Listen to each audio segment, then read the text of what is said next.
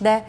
어찌 보면 오늘 시장의 핵심 내용이 여기에 담겨 있지 않을까 싶습니다. 환율입니다. 이 원달러 환율도 3년 내 최고치 정도까지 이제는 1,200원 선 얘기 나타나고 있고요. 이렇게 위안화 쇼크에 영향을 받은 것은 국내 증시뿐만 아니라 이 신흥국 쪽이 전반적으로 그랬습니다. 인도네시아 루피화 그리고 말레이시아 링깃화가 17년 만에 그 가치가 최저를 나타냈는데요.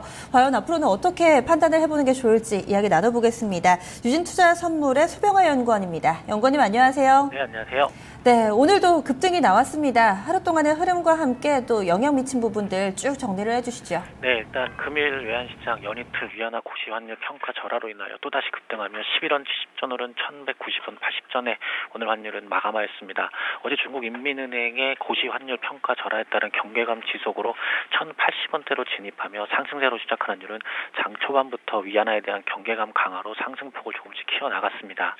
이후 고시 환율 발표를 앞두고 당국 매도 경계감으로 1,080원대 움직임이 지속되던 환율은 오늘도 중국 인민은행이 어제 고시 환율 대비 1.6% 추가로 절하로 고시하면서 환율은 매수세가 다시 강하게 유입되며 1,190원대까지 빠르게 상승폭을 키우며 연 고점을 갱신해 나갔습니다.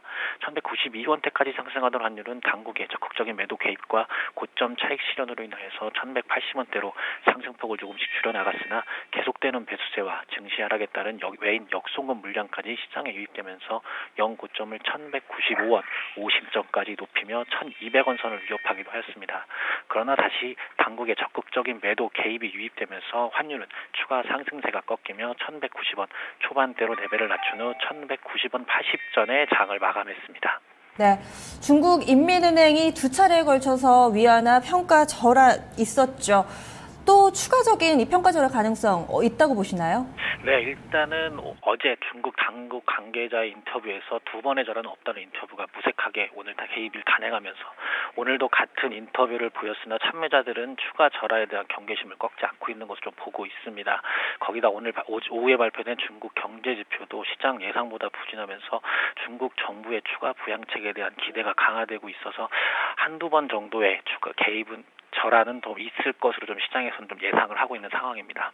네, 그렇다면은 이제는 1,200원도 열어둬야 되나 뭐 이런 생각도 들고요. 게다가 내일 또 시기가 시기이니만큼 금통이 있습니다. 당국에서 또 어떤 발언 나올지도 관심이 좀 모아지는 것 같은데 내일 원달러 환율 흐름은 어떻게 예상하세요? 네, 일단 내일 외환시장도 위안화 절하에 대한 경계감 지속으로 상승 흐름이 좀 더 지속될 것으로 보고 있습니다. 다만 당국의 1,190원 중반대에서 고강도 개입을 단행하고 있고 시장 참여자들도 연이틀 만에 40원 넘은 급등으로 인하여 차익 실현 물량도 지속되고 있는 부분들은 1,200원을 앞두고 좀 추가 상승세가 제한될 것으로 좀 보고 있습니다.